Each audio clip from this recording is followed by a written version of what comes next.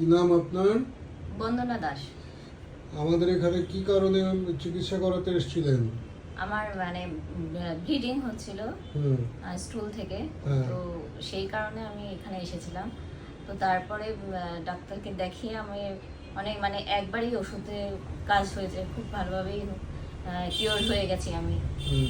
হ্যাঁ, তো 10-12 দিন ধরে এই জিনিসটা নিয়ে আমি ভুগেছি। তো তারপরে এই ওষুধ খেয়ে আমার একদম কিওর হয়ে গেছে। মানে একবারের হোমিওপ্যাথি ওষুধ খেয়ে আপনি সম্পূর্ণ সুস্থ, তাই তো? হ্যাঁ হ্যাঁ হ্যাঁ। এর আগে কখনো এরকম ব্লিডিং হয়েছিল রেকটাম দিয়ে? না, আগে অনেক আগে একবার হয়েছিল, 4-5 বছর আগে। তখনও আপনাকে দেখানো হয়েছিল, তখনও ঠিক হয়ে গিয়েছিলাম।